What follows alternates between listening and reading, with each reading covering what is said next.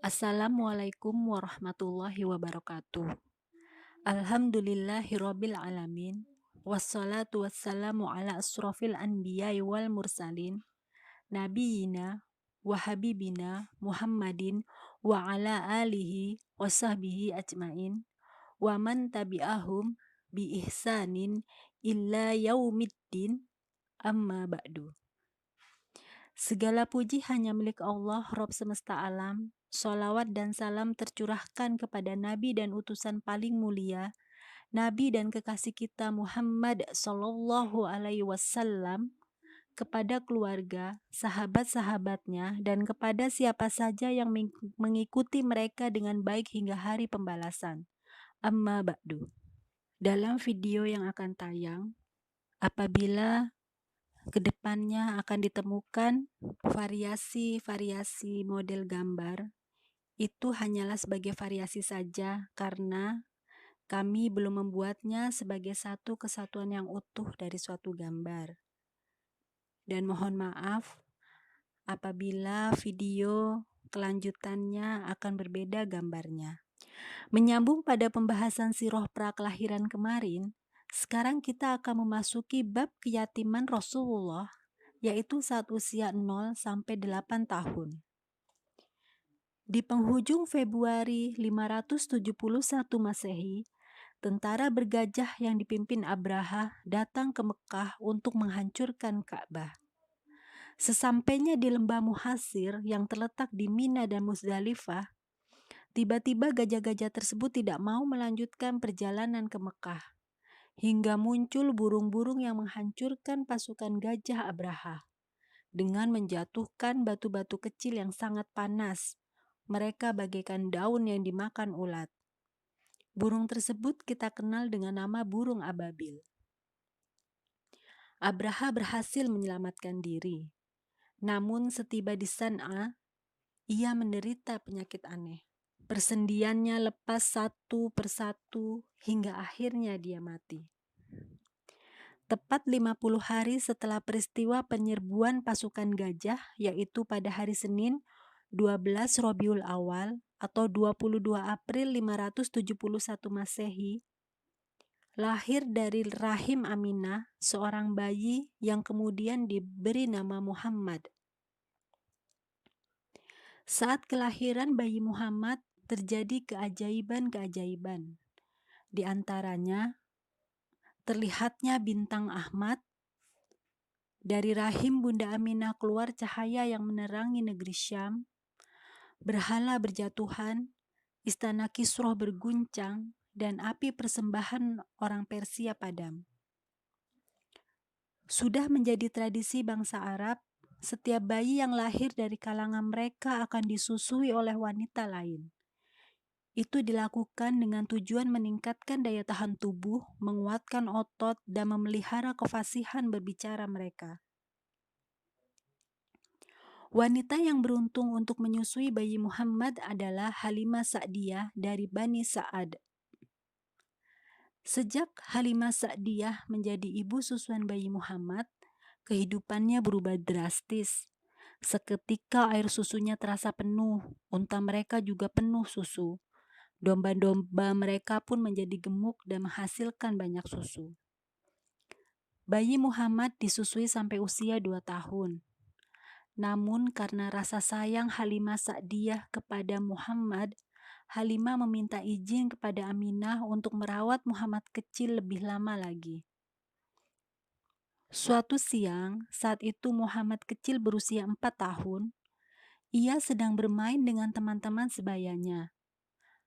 Tiba-tiba malaikat Jibril mendatangi dan mendekati Muhammad kecil. Tangan kecil Muhammad dipegang dan merengkuh tubuhnya hingga Muhammad kecil pingsan. Jibril bergerak cepat. Ia membuka bajunya lalu membelah dada Muhammad kecil dan mengambil hatinya. Segumpal darah berwarna hitam dikeluarkan dari hati tersebut. Jibril berkata, "Ini bagian setan dalam dirimu." Lalu Jibril mencuci gumpalan darah itu ke dalam bejana emas dengan air Zam-Zam. Setelah bersih, ia kembalikan ke tempat semula dalam tubuh Muhammad kecil. Hadis riwayat Muslim. Peristiwa itu membuat Halimah ketakutan dan mengembalikan pengasuhan Muhammad kecil kepada ibundanya, yaitu Aminah. Aminah sangat gembira dengan kedatangan Muhammad kecil. Hari-harinya disibukkan dengan mengajak bermain anak tercintanya itu. Suatu hari, untuk mengobati kerinduannya kepada suaminya Abdullah, maka Aminah mengajak Muhammad kecil mengunjungi makam Abdullah. Mereka ditemani oleh Barokah, budak peninggalan ayahnya. Setelah 1 bulan Aminah dan keluarganya tinggal di Yathrib, ia mengajak Muhammad kecil kembali ke Mekah. Namun belum sampai ke Mekah, Aminah didera sakit parah. Aminah meninggal dan dikuburkan di Abwa. Saat itu Muhammad kecil baru genap usia 6 tahun. Dan sejak saat itu, ia diasuh oleh kakeknya Abdul Muthalib. Abdul Muthalib sangat menyayangi cucunya. Pernah suatu hari, Muhammad menduduki singgasana yang disediakan kaum Quraisy untuk Abdul Muthalib. Singgasana itu sebagai bentuk penghormatan kepada kakek Muhammad karena ia seorang pembesar suku Quraisy yang ditaati. Selama ini, tidak seorang pun berani mendekat, apalagi duduk di atas singgasana Abdul Muthalib. Namun Muhammad kecil dengan lugu dan berani menduduki singgasana sang kakek. Ulah Muhammad kecil membuat geram orang-orang di sekitar singgasana. Mereka menduga anak kecil itu pasti akan dikenakan hukuman oleh Abdul Muthalib. Namun dugaan mereka meleset.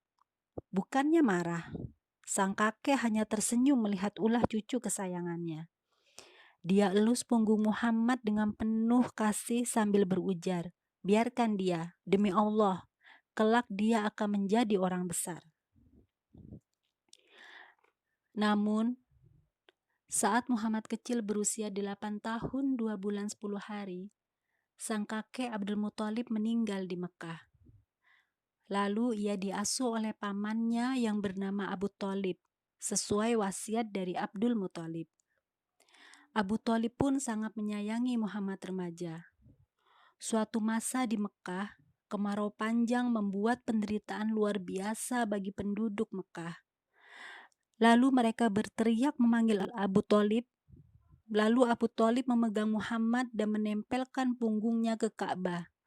Seketika turun hujan deras, lembah-lembah dialiri air, dan persawahan menjadi subur. Dan banyak keistimewaan lain dari Muhammad remaja. Demikian kisah masa kecil Rasulullah Shallallahu Alaihi Wasallam, dan semoga kita dapat memetik hikmah dari setiap kejadian dari cerita ini. Salah satu hikmah yang dapat kita ambil adalah tentang keyatiman Rasulullah Shallallahu Alaihi Wasallam. Allah menghendaki Nabi Shallallahu Alaihi Wasallam hidup sebagai yatim, jauh dari didikan ayah, ibu, dan kakeknya, agar nanti para penentang dakwah Islam tidak memiliki dalih untuk mendengungkan keraguan-raguan tentang dakwah Islam. Mereka tidak dapat mengatakan bahwa dakwah Islam yang dibawa Rasulullah adalah ajaran hasil pemikiran ayah, ibu, atau kakeknya. Demikian sirah yang disampaikan. Sirah yang dibacakan bersumber dari buku The Great Story of Muhammad. Semoga kita semua dapat mengambil hikmah dari setiap kejadian. Wassalamualaikum warahmatullahi wabarakatuh.